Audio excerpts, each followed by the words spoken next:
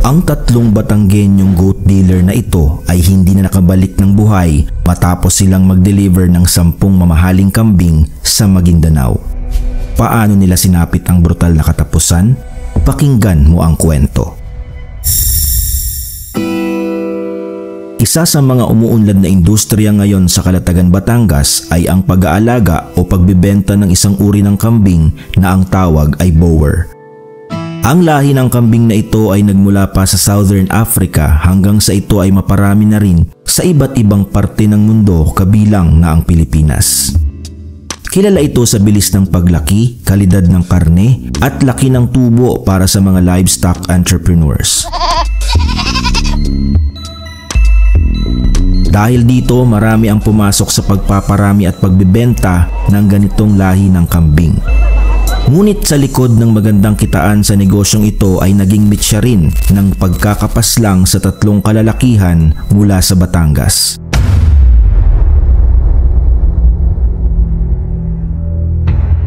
Nag-umpisa ang lahat ng kunin bilang isang transporter ng kambing ng isang negosyante mula sa Taal, Batangas, ang grupo ni Pablo Olarte na taga Calatagan, Batangas. Si Pablo ang may-ari ng J-Jack Tracking Services na isang livestock transportation service. At isa nga sa mga naging biktima ng karumal-dumal na krimen ay ang mismong anak niya na si John Luis Olarte. Umaga ng May 6 sa kasalukuyang taon ay lumarga ang grupo papuntang Mamasapano, Maguindanao. Dala-dala nila sa kanilang cargo van ang 10 kambing na Boer na nagkakahalaga ng humigit kumulang sa 1 milyong piso ayon sa ulat. Ang mga kasama sa delivery ay sina Ronald Alumno, 38 years old, Jerry Olarte, 32 years old at ang anak ni Pablo na si John Luis Olarte, 23 years old. Sa umpisa ay hindi kakikitaan ng kahit anong panganib ang paglalakbay ng mga biktima dahil sila ay nagtatawanan at nagkukwentuhan pa habang nasa biyahe.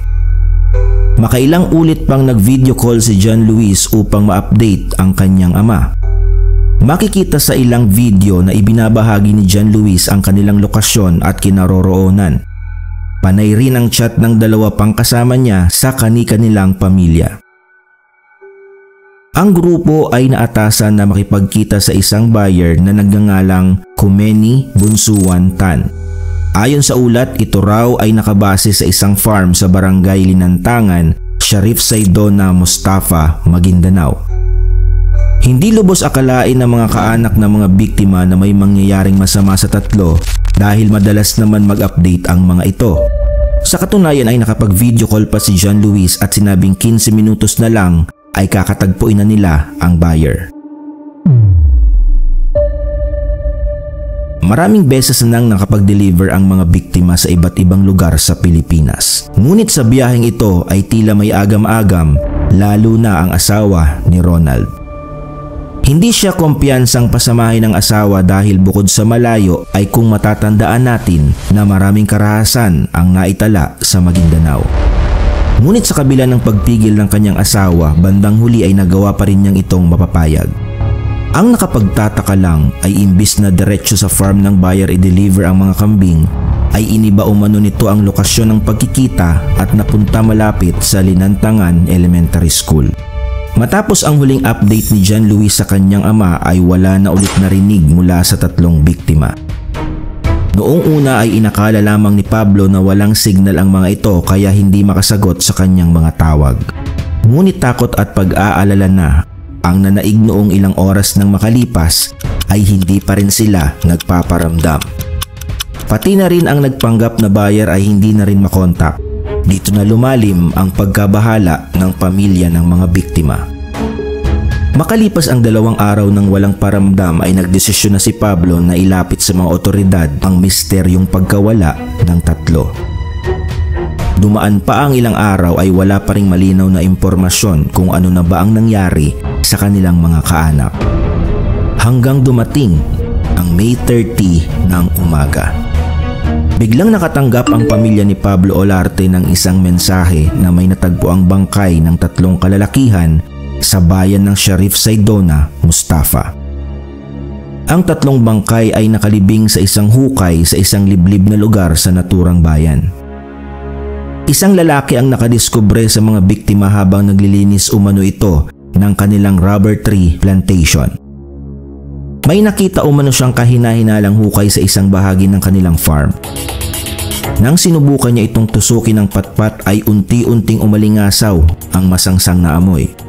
At dahil nga rito ay nagdesisyon siyang tumawag ng pulis. Noong dumating ang mga otoridad ay nagsimula na silang hukayin ang nasabing pinanggagalingan ng nakakasulasok na amoy. At dito na nga tumambad ang magkakapatong na bangkay ng nooy hindi pa makilalang mga kalalakihan. Matapos na may proseso ang crime scene ay ibinahagi na ng mga kapulisan sa pamilya ang larawan ng mga nahukay na biktima. Hinugasan nila ang mga damit ng mga ito upang maberipika kung ito nga ba ang nawawalang mga ngalakal galing sa Calatagan, Batangas. Nang makita ng pamilya Olarte ang mga damit ng biktima ay mistulang gumuho ang kanilang mundo. Walang mapaglagyan ang kanilang hinagpis.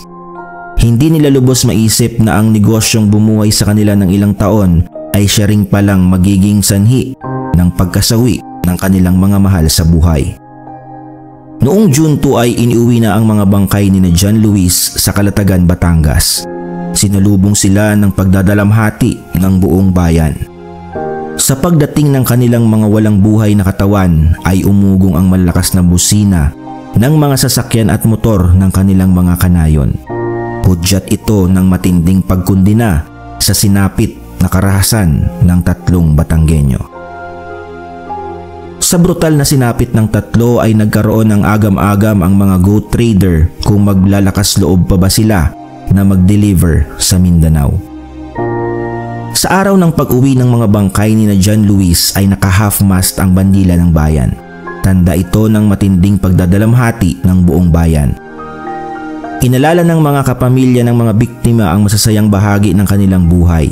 Pero hindi maiwasan ng kabiyak ni Ronald ang mapahikbi dahil naulila nito ang kanilang 2 anak. Si Pablo naman ay abot langit ang paghihinagpis at panghihinayang dahil hindi na makakamit ni John Luis ang kanyang pangarap na maging isang seaman. Sa pag-iimbestiga ng mga kapulisan ay napag-alaman nila na nagtago sa isang peking pagkakakilanlan ang buyer ng kambing. Wala rin umanong farm na ganon ang pangalan sa lugar na iyon. Magpasa hanggang ngayon ay hindi pa nare-recover ang van na ginamit ng mga biktima. Pati na rin ang pera at ang mga kambing ay wala pa ring lead kung saan at sino ang mga totoong may kinalaman sa krimen.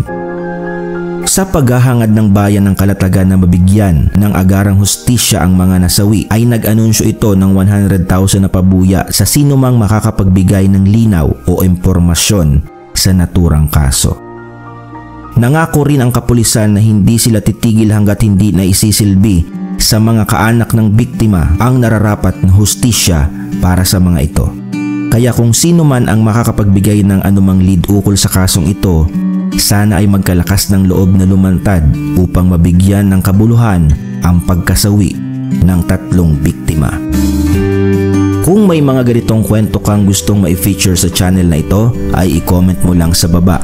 Maraming salamat sa panunood.